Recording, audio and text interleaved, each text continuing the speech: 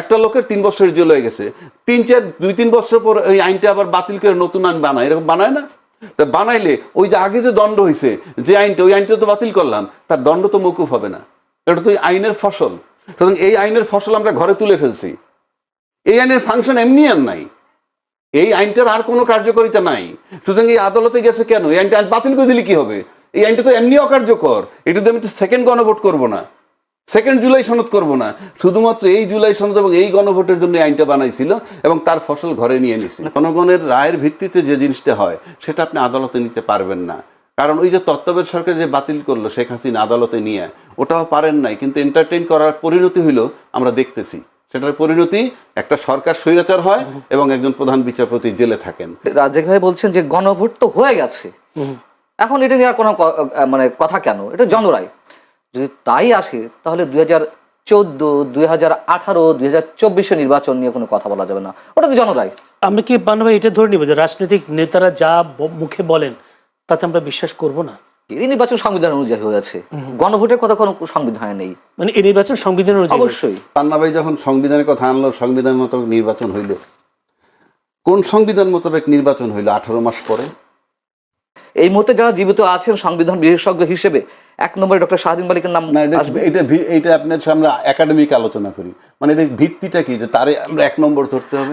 সংবিধানের দোহাই দেন, এই এক সংবিধানের দোহাই দিয়েই কিন্তু হাসিনা স্বৈরাচার হয়েছে। বিএনপি যেভাবে হোক, ছলে বলে কৌশলে হোক আর মানুষের চাহিদা অনুযায়ী হোক, তারা নির্বাচনটা আদায় করতে চেয়েছে এবং 18 মাস পর হলেও নির্বাচনটি আদায় হয়েছে। নিজের কথার আপনি দাম দিচ্ছেন না। আপনি গণভোটের জন্য হা ভোট দিতে কইলেন, আমরা জনগণ ভোট দিয়ে হা জয়যুক্ত করলাম, এখন আপনি নানান ফন্দি ফিকির করতেছেন। এখন আদালত যদি বলে ওই আইনগুলো অবৈধ ছিল, তাতে কি হবে? গণভোট যে হায় জয়যুক্ত হয়েছে সেটা অবৈধ হবে? জুলাই সনদ বাস্তবায়ন আদেশ, গণভোটের অধ্যাদেশ ও সংবিধান সংস্কার পরিষদের শপথ কেন অবৈধ নয় তা জানতে চেয়ে রুল জারি করেছেন হাইকোর্ট। জুলাই সনদ, গণভোট ও সংবিধান সংস্কার পরিষদের বৈধতা চ্যালেঞ্জ করে হাইকোর্টে রিটকারী আইনজীবীর মতে সংবিধান অনুযায়ী রাষ্ট্রপতির আদেশে সংবিধান সংস্কারের কোনো সুযোগ নেই। অন্যদিকে রিটের বিপক্ষের আইনজীবীরা বলছেন গণভোট অধ্যাদেশ অসাংবিধানিক হলে ত্রয়োদশ জাতীয় সংসদ নির্বাচন নিয়েও প্রশ্ন উঠবে। জুলাই সনদ, গণভোট ও সংবিধান সংস্কার পরিষদের ভবিষ্যৎ কি?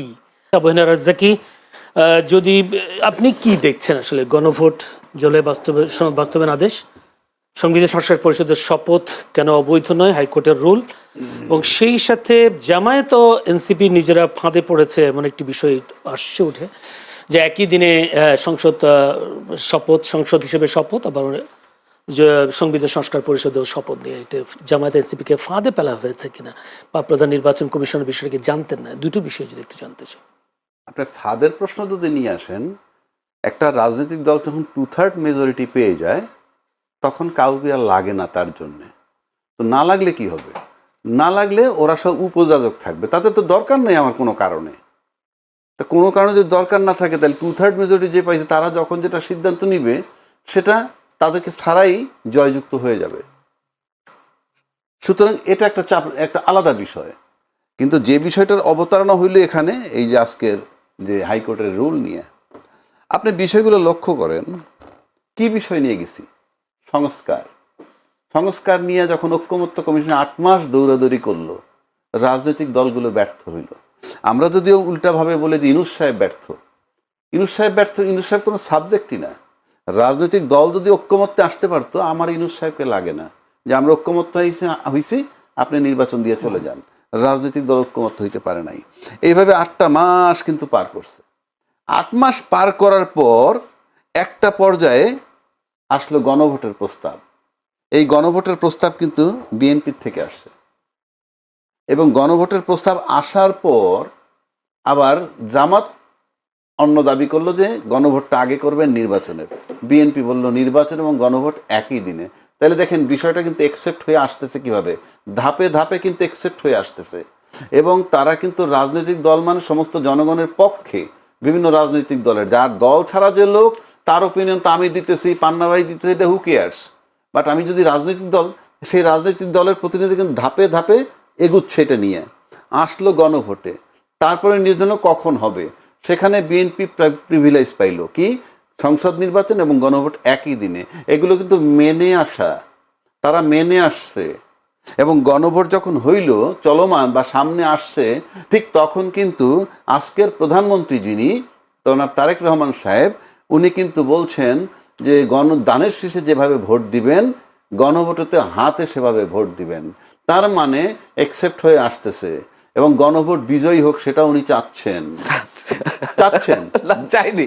সেটা আমি জানি না, উনি বলছেন যেটা। ওই আর কি আপনি ফর্মাল কথাবার্তা ধরছেন। নো, আমি কেন, আমি যেটা শুনছি যেটা আপনি বাস্তবতার জায়গা থেকে বিশ্লেষণ করুন। আমি বাস্তবতা ফর্মাল কথাবার্তা বলছেন। তারেক রহমান সাহেব কি বলবে যে আমি নাতে হামানে নাতে দিতে বলছি? আসলে তারা কি চেয়েছিল সেটা আমার জানা দরকার। কেন বলবেন না? বাস্তবতার জায়গা আমি তো I cannot read the mind, আমি তো সাদা চোখে যেটা দেখি। উনি বলছেন যে হ্যাঁ হাতে ভোট দিবেন এবং হা জয়যুক্ত হয়েছে। এবং এই হা যখন জয়যুক্ত হয়ে গেল, তারপরে প্রশ্ন আসলো রাষ্ট্রপতি কোন আইনে, রাষ্ট্রপতি একটা আইন দিছে যে আইনের আলোকে এই দুইটা নির্বাচন হবে। সেই আইন দুইটাকে আজকে চ্যালেঞ্জ করছে। আচ্ছা আসেন, সেই আইন দুইটা যাই হোক, সবাই আমরা জানি আইন দুইটাকেই তো চ্যালেঞ্জ করছে যে সংবিধান বহির্ভূত উনি দিতে পারেন না। আমি কিন্তু এটা মেনে মেনে মেনে মেনে জনগণ সবাই মেনে আসছি। মেনে আসার পর যখন ওই আইনের আলোকে নির্বাচনটা হয়ে গেল, গণভোটের হা জয়যুক্ত হয়ে গেল, তখন কিন্তু ওই আইনটার আর কোনো কার্যকারিতা থাকে না। কেন থাকে না? ওই আইনটা করাই হয়েছিল শুধু এই দুইটা এই গণভোটটা করার জন্যে। আপনি কথাটা বোঝার চেষ্টা করেন। আমি একটা জিনিস করলাম যে এটা দিয়ে কি করব, এটা দিয়ে আমি একটা জিনিস বানাবো, এটা একটা র মেটেরিয়ালস আনলাম বা কিছু একটা। যখন জিনিসটা বানানো হয়ে গেল, তখন কিন্তু যে কারিগর বানাইলো সেই কারিগরের ফাংশন শেষ। তা যে আইনটা রাষ্ট্রপতি দিলেন, সেই আইনের আলোকে কিন্তু গণভোট হয়ে গেল। এবং গণভোটের আলোকে দুইটা ওত নেওয়ার কথা, দুইটা ওত কিন্তু বিরোধী দলেরা নিছেন, বিএনপি নেন নাই। সেই আসপেক্টে আমি আলোচনায় যাচ্ছি না। কিন্তু যে আইনটার আলোকে যে ফলাফলটা হওয়ার কথা, ফলটা হয়ে গেছে। এবং ওই আইনটা ছিল কিন্তু ওইটুক পর্যন্তই, ওই আইনটা তো এরপরে আর দরকার নাই আমার। তাই যে আইনের আলোকে ফলাফল হয়ে গেল, সিদ্ধান্ত হয়ে গেল, সেই আইনটা এখন এমনি অকার্যকর। কারণ ওই আইন আপনি প্রয়োগ করবেন কোথায়? ওই আইনের তো দরকার নাই। এটা তো তুমি আদালত দিয়ে বাদ দেওয়ার দরকার নাই, ওটা তো এমনিই বাতিল হয়ে গেছে। কারণ ওটার তো পারপাস ছিল একটাই, গণভোট করা। সুতরাং এই যে আদালতে যারা নিছে, তারা কেন নিছে আমি জানি না, কারণ ওই আইনটার কোনো ফাংশন নাই। এখন ওই আইন বাতিল করে দিল, তাতে কি হবে? ওই আইনের আলোকে তো ফলটা হয়ে গেছে। যেমন ধরুন, উনি তো সাংবাদিক, রিপোর্ট করে, যেমন একটা আইন আজকে আছে, সেই আইনে এই অপরাধ করলে 3 বছরের জেল হবে। একটা লোকের 3 বছরের জেল হয়ে গেছে, 2-3 বছর পর এই আইনটা আবার বাতিল করে নতুন আইন বানায়, এরকম বানায় না? তা বানাইলে ওই যে আগে যে দণ্ড হয়েছে, যে আইনটা, ওই আইনটা তো বাতিল করলাম, তার দণ্ড তো মৌকুফ হবে না। এটা তো আইনের ফসল। সুতরাং এই আইনের ফসল আমরা ঘরে তুলে ফেলছি। এই আইনের ফাংশন এমনি আর নাই, এই আইনটার আর কোনো কার্যকারিতা নাই। সুতরাং এই আদালতে গেছে কেন? এই আইনটা বাতিল করে দিলে কি হবে? এই আইনটা তো এমনি অকার্যকর। এটা তো আমি তো সেকেন্ড গণভোট করবো না, 2 জুলাই সনদ করবো না, শুধুমাত্র এই জুলাই সনদ এবং এই গণভোটের জন্য আইনটা বানাইছিল এবং তার ফসল ঘরে নিয়ে নিছে। কোন আইনটা স্পেসিফিক্যালি আপনি কোনটা কথা বলছেন? এই যে 2টা অধ্যাদেশ, যে আইনগুলা বাতিল করো, রাষ্ট্রপতি আইনকে চ্যালেঞ্জ করছে, যেটা এই যে গণভোট এবং জুলাই সনদের, তা সেই আইনের আলোকে তো আমার গণভোট হয়ে গেছে, এখন সংস্কার করা বাকি। সুতরাং ওই আইন এখন অকার্যকর। এমন তো না যে আমার গণভোট পেন্ডিং রয়েছে, হয়ে গেছে। সুতরাং এই যে বিষয়টা মীমাংসিত হয়ে গেছে, সেই বিষয়টা আপনি আদালতে নিচ্ছেন। কেন নিচ্ছেন তা আমি জানি না। এখন আমি বিজ্ঞ আইনজীবীদের দৃষ্টি আকর্ষণ করতেছি, আপনারা যারা আদালতে নিলেন, যেদিন এই আইনটা হইল, তারপরে কেন আদালতে গেলেন না? এখন গেলেন কেন? যেই আইনটার কার্যকারিতা শেষ, যেই আইনটার ফলে আমরা যে জিনিসটা নেওয়ার কথা সেটা নিয়ে নিছি, সুতরাং এখন ওই আইন বাতিল হয়ে গেলে আমার কি আসে যায়? কি আসে যায় বলেন না? তো সুতরাং আপনি এখন আদালতে যাচ্ছেন কেন? এখন আদালত যদি বলে ওই আইনগুলো অবৈধ ছিল, তাতে কি হবে? গণভোট যে হায় জয়যুক্ত হয়েছে সেটা অবৈধ হবে কিভাবে? ওই আইনটা তো অকার্যকর আইন আপনি নিয়ে যাচ্ছেন কেন? ওই আইনটা তো অ্যাক্টিভ না। ওই আইনটা নিয়ে যেতে পারতেন তখন, গণভোট হওয়ার আগে, তখন আইনটা ছিল জীবিত, এখন আইনটা হলো মৃত। সুতরাং এটা হলো আপনি একটা ইস্যু বানাইতেছেন। কেন? এখন এটা কারা নিছে? যারা যেই নেক না কেন, এটা সবকিছু, ওই যে উনি বললো, পান্না ভাই বললো যে আপনি উপর দিয়ে হা বলছে, ভিতরটা বুঝতে হবে। তাহলে এখন এই আইন এইটাতে আদালতে কারা নিছে? তারাই নিছে যারা ইন্টারেস্টেড না, হতে পারে, গণভোটের আলোকে সংস্কারের জন্য ইন্টারেস্টেড না। কিন্তু আপনি সেখান থেকে মুক্তি পাবেন না। এই কারণে পাবেন না, ওই আইনটা অকার্যকর হয়ে গেছে। আইনটার যে অ্যাকশন, সেই অ্যাকশনটা হয়ে গেছে। যেমন ধরেন আপনি এই কি বলে তুলা দিয়ে সুতো বানাচ্ছেন, ওই কম্পোজিট টেক্সটাইল আছে না, সুতা বেরোয় বা স্পিনিং মিল, তা তুলা যতটুকু সুতো হয়ে বেরোয় গেছে, ঠিক আছে, সেইটা তো সুতো হয়ে গেছে, ওইটা তো আপনি আর ফেরত আনতে পারবেন না। সুতরাং এরপরে আপনার ওই তুলা কাজে লাগান কি না লাগান, ওই তুলা শেষ। তো এই আইনটা কিন্তু যে কারণে করা হয়েছিল সেটা কিন্তু করা হয়ে গেছে। আর একটা প্রশ্ন, যদি গণভোট অবৈধ হয় তাহলে নির্বাচনটা কি হবে? গণভোট অবৈধ প্রশ্নই তো ওঠে না। আপনি তো আইন যদি হয়তো বলছেন এখন এটা হলো, আপনি যদি আদালতে নিয়ে, যেমন এই যে রুলটা আনছে, রুল আনলে কি করবেন? এখন আপনি বলতে পারেন পার্লামেন্টে এটা বিচারাধীন হয়েছে, এটা নিয়ে আমরা কথা বলবো কিভাবে, ইত্যাদি ইত্যাদি, এগুলো বলতে পারবেন। কিন্তু আমি শুরুতেই বলে দিচ্ছি, এটা আদালত এন্টারটেইন করুক আর যাই করুক না কেন, যে আইনটাতে চ্যালেঞ্জ করছেন আপনি, সেই আইনটা দিয়ে যে প্রোডাক্টটা হবে সেই প্রোডাক্টটা আমরা নিয়ে নিছি। সেই প্রোডাক্টটা যখন নিয়ে নিছি, ওই আইনটা আর অকার্যকর। কারণ আপনি একটা পার্টিকুলার জিনিস পাওয়ার জন্য একটা আইন করলেন, সেটা পেয়ে গেছেন, এখন এই আইনটা অকার্যকর। এখন আসেন আদালতে গেলে, এখন যে এই যে গেছে, এটা যদি আমরা মনে করি আজকে এমন কিছু হয়, তাহলে কিন্তু আমরা অতীতে যেটা দেখছিলাম, যে জনগণের যে মত, জনগণের রায়ের ভিত্তিতে যে জিনিসটা হয়, সেটা আপনি আদালতে নিতে পারবেন না। কারণ ওই যে তত্ত্বাবধায়ক সরকার যে বাতিল করলো শেখ হাসিনা আদালতে নিয়ে, ওটাও পারেন নাই। কিন্তু এন্টারটেইন করার পরিণতি হইল আমরা দেখতেছি, সেটার পরিণতি একটা সরকার স্বৈরাচার হয় এবং একজন প্রধান বিচারপতি জেলে থাকেন। পাশাপাশি আপনি যদি এইদিকে আসেন, সংসদটা কিরকম? কালকে যদি আদালত বইলে দেয় যে ওই আইনটা অবৈধ, গণভোটটা অবৈধ, ফর এক্সাম্পল, তর্কের খাতিরে বলতেছি, কিন্তু সংসদ যদি বলে না আমরা গণভোটের আলোকে সংস্কার করব, আদালতের কিছুই করার নাই। আবার যদি আদালত বলে দিল যে এই তোমরা গণভোট মানো, হ্যাঁ, সংসদ মানবে না, তাতেও কিছু করার নাই, কেননা সংসদ সার্বভৌম, সংসদের। কিন্তু এই যে গণভোট যেটা আসছে, সেটাকে আপনি অস্বীকার করতে পারবেন না, এটা জনরায়। এবং জনরায়তে আপনারা যারা বিজয়ী হয়েছেন, তাদেরই প্রত্যাশা ছিল সবচেয়ে বেশি এটাকে ভোট জয়যুক্ত করার জন্যে। সুতরাং এটা আপনি এই আর মাঠে নিতে পারবেন না। এবং এই রাজনৈতিক বিষয়টা আদালত এন্টারটেইন করছে, আদালতকে আমি চ্যালেঞ্জ করি না, কিন্তু আদালত এটা এন্টারটেইন না করে পার্লামেন্টের উপরে ছেড়ে দিলে পারত। তারপরে যেহেতু আদালতে গেছে, এতে বোঝা যায় যে আদালত যদি ফাইনালি এমন কিছু করে যে গণভোট বাতিল বা ওই আইনটা অবৈধ হয়েছে, তাহলে ধরে নেওয়া হবে এই যে যারা আজকে আদালতে নিছেন, তারা চিন্তা করছেন যে আমরা নির্বাচনের পরে যাব, তখন আমাদের ইনফ্লুয়েন্স থাকবে। তা না হলে আপনি যৌক্তিকভাবে গেলে আগেই যাওয়ার কথা ছিল, ওই আইনটার অ্যাকশন হওয়ার আগে। আপনি অ্যাকশন হয়ে যাওয়ার পর আপনি তো ওটা আদালতে নিতে পারবেন না, এবং এই আইনটা অকার্যকর হয়ে গেছে। এমনি আরো বিষয়গুলো নিয়ে আলোচনা করবো আমরা। রিটের বিপক্ষের আইনজীবীরা যেটা বলেছেন, তারা বলছেন গণভোট অধ্যাদেশ অসাংবিধানিক হলে ত্রয়োদশ জাতীয় সংসদ নির্বাচন নিয়েও প্রশ্ন উঠবে। এটা একটা প্রশ্ন, আপনি এটা বিপদে কি বলবেন? আর যেটা রাজ্জাকি ভাই বলেছেন, এই আইনটি, যে আইনটির মাধ্যমে ফল চলে এসেছে, এখন সেই আইনটি অকার্যকর হয়ে পড়েছে। জনাব শুনুন, রিটের বিরোধিতা যারা করেছেন যে আইনজীবীরা, তারা তাদের মতো করে বলেছেন তাহলে এই নির্বাচন সংবিধান অনুযায়ী হয়েছে, গণভোটের কথা কোনো সংবিধানে নেই। মানে এই নির্বাচন সংবিধান অনুযায়ী? অবশ্যই। আমি রাজ্জাকি ভাই যে কথাটা বলেছেন, আমি বিনয়ের সঙ্গে তার কথার একটু দ্বিমত পোষণ করে আমি আমার যুক্তিটা বলছি। প্রথম কথা হচ্ছে যে রাজ্জাকি ভাই বলছেন যে গণভোট তো হয়ে গেছে, এখন এটা নিয়ে আর কোনো কথা কেন, এটা জনরায়। যদি তাই আসে তাহলে 2014, 2018, 2024 নির্বাচন নিয়ে কোনো কথা বলা যাবে না, ওটা তো জনরায়।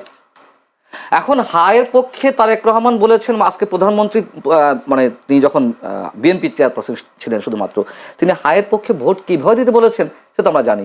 অনলি দুইবার বলেছেন, একবার বলেছেন মির্জা ফখরুল ইসলাম আলমগীর, একবার বলেছেন তারেক রহমান সাহেব, হ্যাঁ, আপনারা হাতে ভোট দিন। কেন?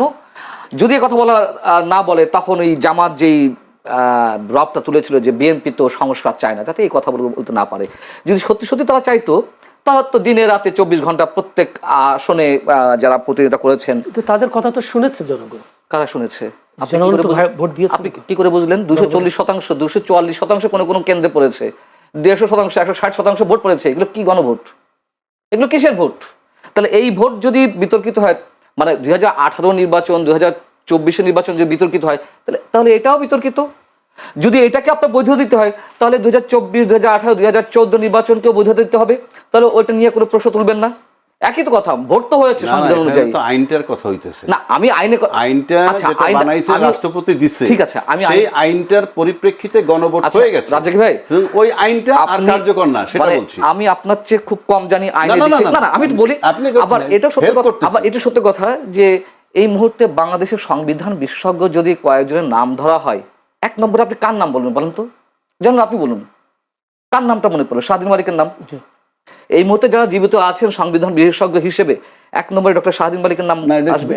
এটা আপনার সামনে একাডেমিক আলোচনা করি, মানে এটা ভিত্তিটা কি যে তারে আমরা এক নম্বর ধরতে হবে? না আচ্ছা, এটা কোনো বিষয়, না না, কোনো বিষয় আমি বলি, কোনো বিষয় ভাই 2, 2, 4 দিয়ে অঙ্ক মিলিয়ে প্রতিষ্ঠা করা হয় না। কোনো বিষয় অটোমেটিক্যালি সমাজে প্রতিষ্ঠা পেয়ে যায়। এইটা এক জিনিস। আপনি শুনেন, নেম এন্ড ফেম হইলেই, যখন ডক্টর জহির বেঁচে ছিলেন তখন আমরা ডক্টর জহিরকে ধরতাম। ডক্টর জহিরের একাডেমিক ব্যাকগ্রাউন্ড আর ওনার ব্যাকগ্রাউন্ড এক না। উনি কিন্তু রাশিয়াতে লেখাপড়া করছে, এটা তো জানেন। আমি ওটা নিয়ে লেখাপড়া করছেন রাশিয়াতে, ল করছেন রাশিয়াতে। রাশিয়ার যে ল, ঠিক আছে, রাশিয়ার যে লটা কমিউনিজম বেসড, আর আমাদের যে ল ব্রিটিশ ল, দুইটার মেন্টালিটি আলাদা। সুতরাং আপনি যখনই ওই আলোকে কথা বলবেন তখন আপনার ভিতরে একটা একতরফা গণতন্ত্র বিরোধী টাইপের কথা আসবে। আচ্ছা, সেটা আপনি বলতে পারেন, কিন্তু অধিকাংশ মানুষের কাছে গ্রহণযোগ্য ডক্টর শাহদিন মালিক। এটা রাজ্জাক ভাই নাই গ্রহণ করতে পারেন, এটা তার ব্যক্তিগত মতামত। কিন্তু আমি মনে হয় ভুল না যে বাংলাদেশের গণমানুষ সংবিধান বিশেষজ্ঞ এই শব্দ দুটো উচ্চারণের সঙ্গে সঙ্গে চোখের সামনে যার নাম ভেসে ওঠে সেটি ডক্টর শাহদিন মালিক। তিনি বলছেন যে রাষ্ট্রপতি অধ্যাদেশের মাধ্যমে কোনো সংবিধানের কোনো অংশ বাতিল হয়ে যায় না, অথবা কোনো বিষয় আইনে পরিণত হয়ে যায় না, সেটি সংবিধানের পার্লামেন্টে আলোচনার মাধ্যমে সেটা আইনে পরিণত হতে পারে। এই যে গণভোটের বিষয়, যে গণভোট যেভাবে অনুষ্ঠিত হলো, এইভাবে অনুষ্ঠান করার বিষয় কখনোই সংবিধানে নেই, কোথাও নেই, চ্যালেঞ্জ করছি। দ্বিতীয়ত হচ্ছে সংবিধান সংস্কার পরিষদ। সংবিধানের কোথায় আছে? আপনি বারবার জুলাই সনদ বলছেন তো। আচ্ছা, এই কথা বলতে গেলে বিরোধী পক্ষ যারা এই জুলাই সনদকে সাপোর্ট করছেন, যারা ডক্টর ইউনূসের সব টপ টু বটম সব কিছু সাপোর্ট করছেন, যেটা ডক্ট্রিন অফ নেসেসিটি জায়গা থেকে হয়েছিল, ডক্ট্রিন অফ নেসেসিটি জায়গা থেকে একটা সরকার প্রতিষ্ঠা হয়েছিল। তার মানে এই না যে এই সরকার যা করবে সব ডক্ট্রিন অফ নেসেসিটি, কোনো প্রয়োজন ছিল না। এগুলো গায়ের জোর দিয়ে জামাত, এনসিপি এরা জোর করে ঠেসে ঠুসে আদায় করে নেওয়ার চেষ্টা করেছে। বিএনপি কোনো বিষয়ে সায় দিয়েছে। নির্বাচনটি এটা বাস্তবতা। বিএনপি অনেক কিছুতে ছাড় দিয়েছে না, কখনো বাঘ হয়ে উঠেছে, কখনো মিউ মিউ করেছে। হ্যাঁ, কেন করেছে? বাঘ হয়ে গর্জন করেছে নির্বাচন দিতে হবে, আবার মিউ মিউ করেছে যখন দেখছে যে না উল্টাপাল্টা করছে, আচ্ছা কিছু ছাড় দিই দিয়েছে। তখন আবার কখনো বলেছে ডক্টর ইউনূস স্বৈরাচারী মনোভাব পোষণ করছেন, কখনো বলেছেন ডক্টর ইউনূসকে কেউ পরিচালিত করছেন, আবার পরের দিনই আবার বলছেন ডক্টর ইউনূস যা করছেন সব দেশের কল্যাণই করছেন। অর্থাৎ বিএনপি যেভাবে হোক, ছলে বলে কৌশলে হোক আর মানুষের চাহিদা অনুযায়ী হোক, তারা নির্বাচনটি আদায় করতে চেয়েছে এবং 18 মাস পর হলেও নির্বাচনটি আদায় হয়েছে। এই যে গণভোট, আচ্ছা আপনি বলেন তো, আপনি আমাকে তো যুক্তি দিতে পারলেন না, দেখি পারে কিনা রাজ্জাক ভাই। একটা কোনটা ভাই? পরিবর্তিত অবস্থার মধ্য দিয়ে সমাজে একটা ব্যাপক পরিবর্তনের আশা ছিল। সমস্যা বলেন, মব ক্রিয়েট করে বিচারপতিদের অপসারণ করা হলো, এটা সংস্কার? মব করে বঙ্গভবন ঘেরাও করা হবে রাষ্ট্রপতিকে অপসারণের জন্য, এটি সংস্কারের অংশ? মব করে সংবিধান ছুঁড়ে ফেলা হবে, এটি সংস্কারের অংশ? তার মানে এই সরকার তো ডক্টর ইউনূস সরকার তো সংস্কারের ধারে কাছে ছিল না। এগুলো সব নাটকের অংশ হিসেবে সমস্যাগুলো আনা হয়েছে টাইম পাস করার জন্য। আমি আপনাকে আরো বলি, এই নির্বাচন আরো প্রলম্বিত হতো। সরকারের মধ্যে 3 থেকে 4 জন পদত্যাগের জন্য রেডি ছিল যদি সর্বশেষ এপ্রিলের মধ্যে নির্বাচন না হয়। আপনি যদি বলেন কে বলেছে আপনাকে এই কথাটা, আমি বলতে পারবো, কেউ চ্যালেঞ্জ ছুড়ে দিলে বলতে পারবো। তবে একজন সাংবাদিক হিসেবে সম্ভবত বিষয়টি ডিসক্লোজ করা ঠিক না, বিলম্ব করতে চেয়েছিল অবশ্যই, আরো অনেক ইচ্ছে। আচ্ছা, আপনি বোঝেন না এই কথা তো অনর্গল বলছি, আমরা তো কনফিউশন এর মধ্যে ছিলাম। আপনি নিজে বলেছেন হ্যাঁ, নির্বাচন নির্বাচনের আগের দিনে নির্বাচন হবে কিনা। আপনি বুকে হাত দিয়ে বলেন তো, নির্বাচনের আগের দিন পর্যন্ত আপনি নিজে কোন অবস্থায় ছিলেন? আপনি নিশ্চিত ছিলেন নির্বাচন হবে? জনাব প্লিজ আপনি বুকে হাত দিয়ে বলুন। না, আমি নিশ্চিত ছিলাম হবে। ও নিশ্চিত ছিলেন? নির্বাচনের দিন, নির্বাচনের আগের দিন আগের দিন, তবে যেহেতু তার আমরা আগের দিন preparation ছিলেন। নিয়েছি আচ্ছা, তার আগে নির্বাচনের জন্য। তাহলে নির্বাচনে 24 ঘন্টা আগে আপনি নিশ্চিত ছিলেন, 48 ঘন্টা আগে আপনি নিশ্চিত ছিলেন না। পৃথিবীর কোন রাষ্ট্রের মানুষ একটা জাতীয় নির্বাচনে আগ মুহূর্ত পর্যন্ত কনফিউশনের মধ্যে থাকে? কেন থাকে? সন্দেহ, অবিশ্বাস, সংশয়ের কারণেই তো এই সরকার টিকে থাকার চেষ্টা করছিল, এই জন্যই তো। রাজ্জাকি ভাই বললেন তারেক রহমান সাহেব হায়ের পক্ষে ভোট দিতে বলেছেন, আমি শুনেছি তাই আমি ধরে নেব। তাহলে তো আমি বলবো যে ধর্ম উপদেষ্টা বলেছিলেন আওয়ামী লীগ 4.5 বছরের মেয়াদ ছিল, পরবর্তী মেয়াদ আমরা পালন করব। তাহলে উনি নিশ্চয়ই কথার জন্য কথা বলেননি। তাহলে ইউনূস সরকার থাকার ইচ্ছে ছিল কিনা? ডক্টর ইউনূসও নিজের মুখ থেকে বলেছেন আমাকে তো মানুষ 5 বছর চায়। তাহলে আমি কি বলবো? এটা বলার জন্য বলেনি, আমি যা শুনছি তাই বিশ্বাস করতে হবে। তাহলে তিনি 5 বছর থাকতে চেয়েছিলেন। আমাদের মতন কিছু কতিপয় মানুষ বারংবার সন্দেহ, সংশয় প্রকাশ করার কারণে তাদের উপর চাপ সৃষ্টি হয়েছে। বিএনপির মতন রাজনৈতিক দলগুলো বারবার চাপ সৃষ্টি করেছে বিধায় নির্বাচনটি অনুষ্ঠিত হয়েছে, বাধ্য হয়েছে। আমরা কি পান্না ভাই এটা ধরে নিব যে রাজনৈতিক নেতারা যা মুখে বলেন তাতে আমরা বিশ্বাস করব না? শুনুন, রাজনীতি তো একটা খেলা এবং অবশ্যই কৌশলের অংশ। এই যে এনসিপি যে গলা বাজিয়ে আসছে, জামাত যে গলা বাজিয়ে আসছে আমরা সংস্কার চাই, তাদের সংস্কার নমুনা দেখেছেন না? তাহলে আপনি কি বলবেন? আপনি কেন আমি তা যা বলবো সব বিশ্বাস করব? ধন্যবাদ। আমি আবেনা রাজ্জাকির কাছে যদি সময় দিব, অসুবিধা নেই। উনি পান্না ভাই অনেকগুলো অভিযোগ নিয়ে এসছে। যদি নির্বাচন, পান্না ভাইয়ের কথা যেটা আমি একটু বলে দিই, আপনি বলতে সোজা যাবে। যিনি বলেছেন নির্বাচন সংবিধান অনুযায়ী হয়েছে, কিন্তু গণভোটের মতো বিষয়টা সংবিধানে নেই, তারপরও এই সরকার গণভোটের আয়োজন করেছে। ধন্যবাদ। এখানে প্রথম কথা হইলো যে পান্না ভাই যখন সংবিধানের কথা আনলো, সংবিধান মোতাবেক নির্বাচন হইল। কোন সংবিধান মোতাবেক নির্বাচন হইল? 18 মাস পরে। যে সংবিধানটা আমাদের আছে সেটাই বলা আছে প্রধানমন্ত্রী পদত্যাগ করলে বা সংসদ ভেঙে গেলে, সংসদ যদি ভেঙে যায়, আমি তো ব্যাখ্যা দিলাম ভাই, তারা প্রলোভিত করতে চেয়েছিল, আমাদের চাপের মুখে পরে দিতে বাধ্য হয়েছে। আপনি আমার এই সংবিধানের কথা বলতে হবে, এই সংবিধানে আছে কিনা। এই সংবিধানে বলা আছে যে সংসদ ভেঙে যাওয়ার পর 90 দিনের মধ্যে নির্বাচন, আর কোনো সুযোগ নাই। তারপর যদি ন্যাচারাল প্রাকৃতিক কোনো দুর্যোগের কারণে, প্রাকৃতিক কোনো দুর্যোগ আমাদের হয় নাই, তাহলে 90 দিনের মধ্যে নির্বাচন দেওয়ার কথা। সেই 90 দিন পার হয়ে যাওয়ার, সরি আমি 10 সেকেন্ড আপনার কথার মধ্যে ইন্টারফিয়ার করবো, সরি এই উত্তরটা না দিলেই হচ্ছে না। এখন তারা তো নির্বাচন দিতে চাইছিল না, তাই বলে কোনোদিন নির্বাচন হবে না? আমি বলি এখন কোনোদিন যদি নির্বাচন হয় সে সংবিধানের বাইরে চলে যাবে? আপনার কথাই ঠিক যে 3 মাসের মধ্যে নির্বাচন হতে হবে। রাখেন, আমার কথা ঠিক তো, বাকিটা আমি বলতেছি। এই সরকার ফ্রম ডে 1 ইউনূস সরকার বলছে অল্প সংখ্যক করলে ডিসেম্বর 2025-এ নির্বাচন দিব, আর বেশি যদি হয় তাহলে জুন 26-এর মধ্যে নির্বাচন দিব। উনি কি তার কথার বরখেলাপ করছেন? অবশ্যই করেছে। কোথায়? অবশ্যই করেছে। কি সমস্যা করেছে? ছোট সমস্যা কোথায় করেছে, বড় সমস্যা কোথায় করেছে? কথা সেটা না তো, উনি তো জুন 26-এর মধ্যে চলে গেছেন। আর আমি টাইম টু টাইম বলে আসছি নির্বাচন হোক কি না হোক উনি চলে যাবেন। কিন্তু সংস্কারটা কোথায় হলো? সংস্কার তো হচ্ছে, সংস্কারটাই তো আমরা গণভোটে আনলাম। করেনি কেন সে? তাহলে সে ছোট সমস্যা বড় সমস্যা কেন? সে তো সব দল ঐক্যমত্য হয় নাই বলে তো গণভোটে গেছে। এগুলো তো মানুষের উপর ব্লেম করা। না, এটা কোনো কথা না। রাজনৈতিক দল ঐক্যমত্য হইলে আমার তার লাগে নাকি? এটা বি প্র্যাকটিক্যাল। সুতরাং সংবিধান মোতাবেক নির্বাচন হয় নাই। সংবিধানে বলা নাই যে 90 দিন পার হওয়ার পর আপনার যখন মন চায় তখন করবেন। এটা ইউনূস, আমি বলছি আমার কথা মতো হবে, কারণ সে অন্তর্বর্তীকালীন সরকার, সে সাংবিধানিক সরকার না। তাকে রাষ্ট্রপতি ডাইরেকশন দিয়ে, একটা ওপিনিয়ন দিয়ে তাকে বসাইছে।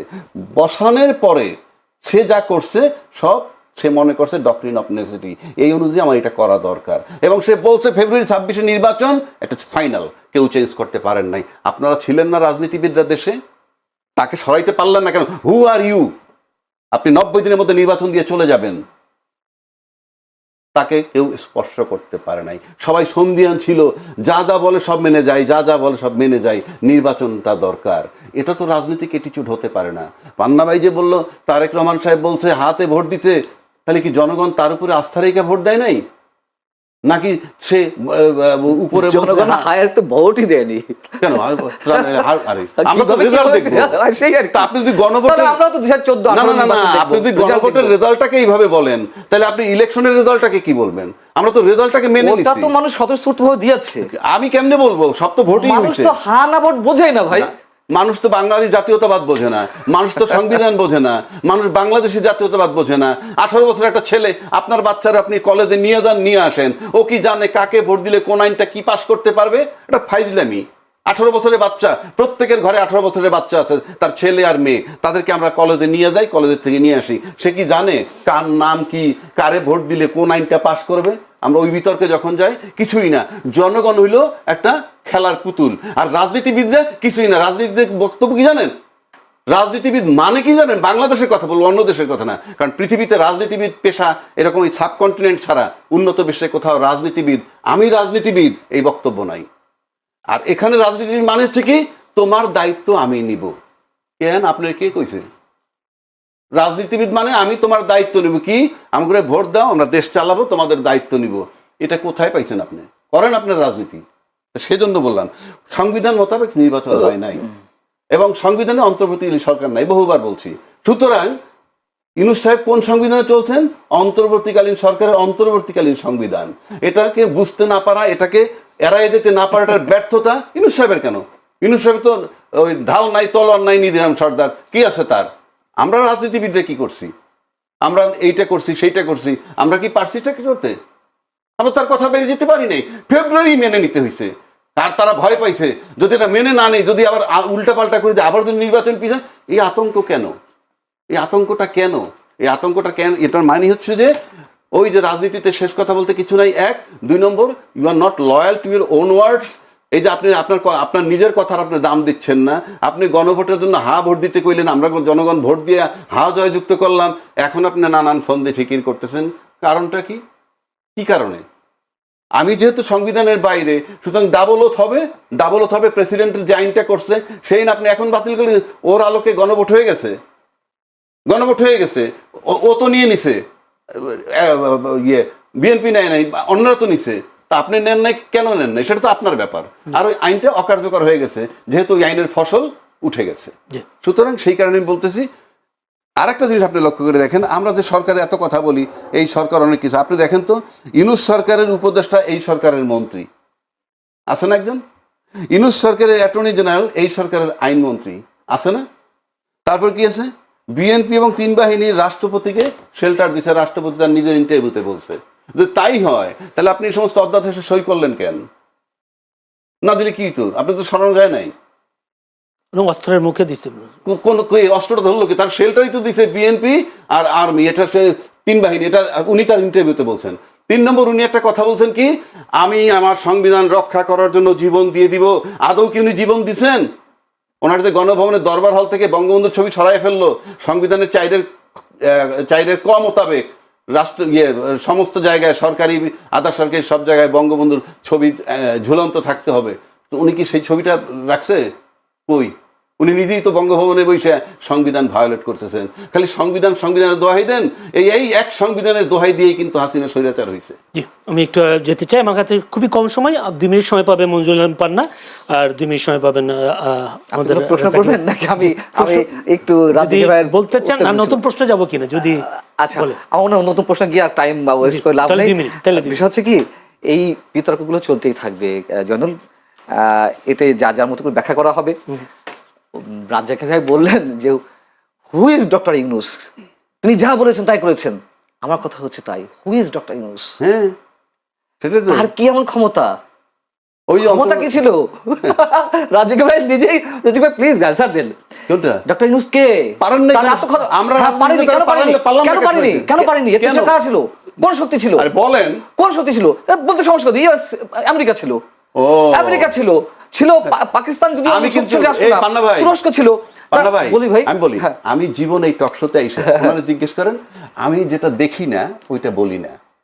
আচ্ছা, আমেরিকা তার পিছনে, তাহলে এর আগে শেখ হাসিনার পিছনে কে ছিল? আমাকে বলুন, শেখ হাসিনার পিছনে কে ছিল? শেখ হাসিনা তো বিশাল একটা রাজনৈতিক দলের নেত্রী। হ্যাঁ, তা এই যে এত 5 লোক কোটি, মারলো, 6 কোটি মানুষের- না এত লোক এই যে আয়নাঘর বানাইলো, বিনা বিচারে হত্যা করলো, ক্রস ফায়ার দিল, সেনা অফিসার হত্যা হইলো, সে করছে কিনা সেটা অবান্তর প্রশ্ন। তার সময় হইছে শাপলা চত্বর হত্যা, তারপরে সে থাকলো, তার পিছনে কে ছিল? ইউনুসের পিছনে আমেরিকা ছিল। তার পিছনে ভারত থাকতে পারে, ভারত থাকতে পারে, আমরা অনেকে যা বলি। আচ্ছা, এই আমি জীবনে এই কথাগুলো কোনোদিন না ভাই, পক্ষে এগুলো বলি নাই। কেন বলি না জানেন? না ভাই শুনেন, আমার কাছে যেটা দলিল নাই, ভাই শুনেন আমি না, সেটা বলি না। না দলিল নাই, এখন ওইগুলো আপনি বলতেই পারেন, কিন্তু আপনি যে দালিলিক ভাষা কথা বলছেন, এটা আমি সম্মান রেখেই বলছি, এগুলো না, না, আপনার বলার জন্য সাথে বলা। আর ভিতরে কি হচ্ছে না হচ্ছে আপনিও জানেন, আমরাও জানি। না, আমরা এখন আপনার বিষয় হচ্ছে সাথে- হুইজ না, ডক্টর না। ইউনূস, তার কি এমন ক্ষমতা? তার কোন রাজনৈতিক দল ছিল? আপনি বলুন, তার কোন রাজনৈতিক দল ছিল? তাহলে আচ্ছা, ভয়টা কেন পেয়েছে? ভয়টা কেন যে কোনো শক্তি বা আমরা কেন ভয় পেয়েছি?